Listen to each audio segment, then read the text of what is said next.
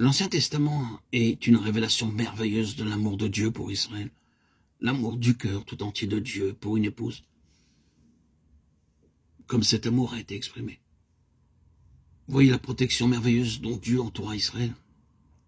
Il le protégea tout au long du chemin, il lui donna la nourriture et le vêtement. Et il nous a dit qu'il le conduisit sûrement.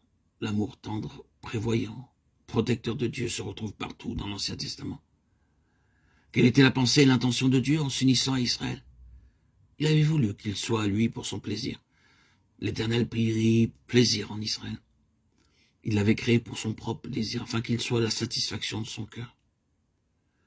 C'est là, naturellement, un mystère profond. Pourquoi le Dieu Tout-Puissant désire-t-il quelque chose pour son plaisir?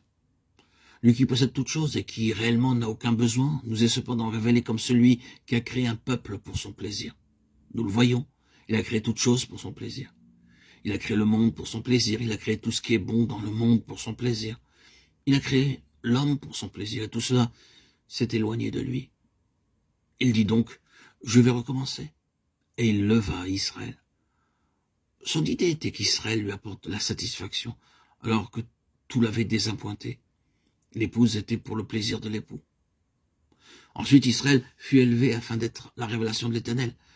Dieu voulait se révéler à tout l'univers par Israël et montrer quel époux il est.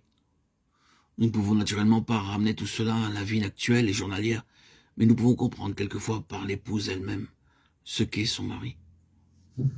Lorsque nous la regardons, que nous voyons comment elle est soutenue et soignée, nous pouvons dire, elle doit avoir un époux très bon. Oui, c'est le rôle d'une épouse. La pensée divine est précisément cela. Dieu désirait révéler à tout cet univers qu'est le Dieu d'amour. Il est en étant un époux pour Israël. Israël avait été élevé dans le langage du Nouveau Testament pour annoncer les vertus de celui qui vous a appelé des ténèbres à sa merveilleuse lumière. 1 Pierre 2,9. Ensuite, Israël avait été amené dans cette relation d'épouse du Seigneur pour le but de son accroissement, de son expansion. Pour ainsi dire, beaucoup d'autres en dehors d'Israël devaient naître pour le Seigneur. Oui, en dehors d'Israël. Sa famille devait s'étendre par le témoignage d'Israël.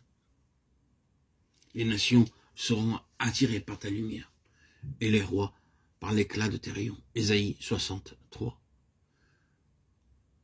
Une nation devait naître pour le Seigneur, et l'épouse devait servir à l'expansion de l'Éternel lui-même. Ce sont les révélations que nous ont faites les prophètes. Car ton Créateur est ton époux, l'Éternel des armées est son nom, et ton Rédempteur est le Saint d'Israël. Ésaïe 54,5.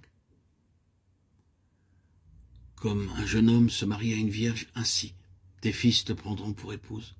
Et comme la fiancée fait la joie de son époux, tu feras la joie de ton Dieu. Ésaïe 62,5.